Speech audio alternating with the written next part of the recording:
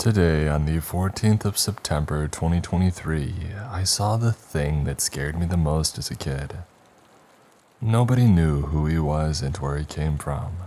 I was the only one to realize who he was. When I was 5, I lived in a small town in between two major cities. It was a simple town but a nice one. A big park, a small mall with all the basic shops, and a small primary school. I used to go to that school until the 3rd grade. The event of this story takes place 2 years before that.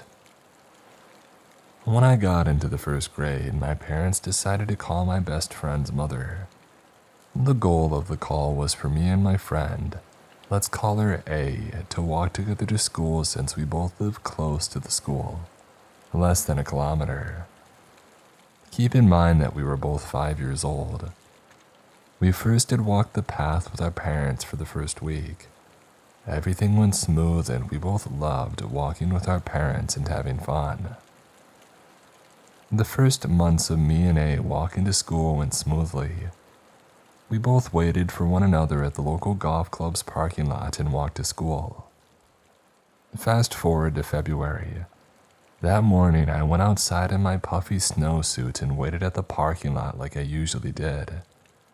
I waited 5 minutes and then 10 and then 15 minutes. I noticed that she wasn't coming from down the road. My parents didn't warn me about that, did they? I decided to still go on my merry way. And oh boy was I wrong to do that. I should have come back home to tell my mom or something. As I walked down the road, I passed a house that always made me feel uncomfortable.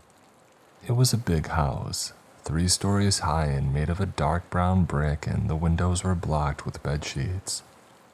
The parking lot was filled with trash and old toys that were discolored by the sun. As I walked past it, I heard a door open. Soon after, I heard a man call to me. "Hey, come over here," he said in a weird, kid-friendly voice. I turned around to see who it was, and it was this weird tall man with long and slick ginger hair. He had a metalhead haircut and he was wearing a black hoodie with some disgusting jeans, and nothing more but Crocs on his feet. "I have something to show you, bud. Come inside, I have something for you," he said with a smile on his face. I never personally experienced something like this, but I remembered my dad telling me, if anyone you don't know asks you to follow them in their car or inside their house, do not follow them. So as I heard what that man said, I started running as fast as I could. When I turned to the street corner, something had grabbed a hold of me though. He grabbed me. He was holding onto my shoulder and he turned me around to face him. The smell of his hair was horrible, a mix between rotten eggs and cigarettes. I looked at him for a split second before deciding to make another run for it. I was able to get free and I arrived at the crossroad next to my school, and I ran straight for the school crossing guard. I explained what had happened and she took me to the school with her. When I was finally in the building, I told my teacher right away. My teacher was in utter shock to hear that and went into the principal's office to get somebody to come and get me. The school's specialized education teacher took me to the staff meeting room afterwards to speak about the situation. My parents were called, but my dad was not able to come to school. My mom, on the other end, came as quickly as she could. When my mom arrived, I bursted into tears and hugged her because I was scared of being kidnapped. The whole situation was explained to my mom, and 2 police officers were called to the school because my mom wanted to press charges against the man. When the officers had asked about the description, they had stopped and one said, "Oh yeah, we know who that is. We call him Elmo." My mom took a second and looked really confused. As a kid, the only thing that was close to Elmo was that red little monster thing, and I remember being confused as well. My mom then spoke. "Who the heck is this Elmo? And why would he grab my son like that?" The teacher tried to talk, but the officers started arguing, and the room was filled with loud voices of both my mom and the officers. After they were done, the teacher said something that still makes me mad to this day. "Listen, officers, he didn't mean to lie to you. She was talking about me. It's all just a big misunderstanding. Children these days have a tendency to lie a lot." The teacher looked at me and told me, "Go ahead and tell the officers that it was all a made-up story, that you simply imagined things because you were alone and scared." She was looking at me with knives instead of eyes. Of course, I tried to defend myself, but she didn't want to hear what I had to say. In the end, I was pressured into lying about my lie. The officers gave me a warning and a good old verbal beating. My mom knew that I wasn't lying and took the matter into her own hands. That day I went home in the morning and my mom decided to make me skip a whole week of school to think about what I did. Now fast forward 15 years. I now work as a cook in a pub. Today was a good day as usual. I greeted the clients like I normally did and kept working in the kitchen. At some point during the day, my colleague said, "Dang, look at that guy's hair. That stuff is crazy long." So, out of curiosity, I peeked through the door frame, but I couldn't really see anything. I went behind the counter and it hit me like a truck in the chest. It was him. To confirm my theory, I took off my apron to serve him and take care of his order.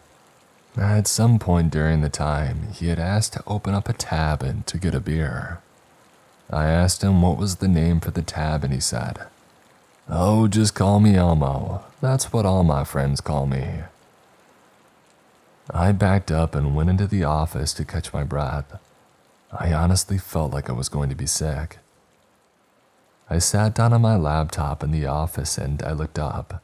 Elmo police reports, and in the city that I'm located in. I found something that made me sick. This guy was a registered SO into CR, and he was incarcerated from 2009 to 2022. That meant that he just came out of jail and he walked freely. I felt like my heart was going to explode. I left work and told my trainee to fill in for me. When I got home, I called my mom and I told her everything. She then told me something that I never knew. The reason why I skipped an entire week of school. She told me that when we got back home, she contacted my uncle who was in the police with the canine units. He went to Elmo's house with 3 of his buddies and 2 canine units to search the place. The house was filled with pictures and paintings of horrible things. In the end, they pretty much caught him red-handed, and he was sent to jail. It's ironic. But now he walks freely and he came into my pub. As for now though, I'm home and safe. I don't know what to do if he comes in again, but one thing is for sure. I won't be sleeping tonight. Peace out, everyone.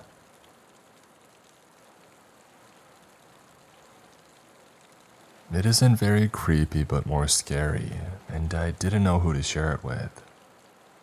I was driving down a 2-lane street with my windows open late at night. A car pulled up next to me in the other lane full of men. They started catcalling me through the windows. Naturally, I ignored them and started to slow down. Suddenly, the guy in the passenger seat hurled a large concrete block right at me. If I wasn't watching, it would have gone right through my open window and into me. But instead, it went under my car, missed my tire, and took out 2 cars behind me. They both lost a tire. The concrete block had to be 20 to 30 pounds, and it had metal rods sticking out of it. It scared the heck out of me.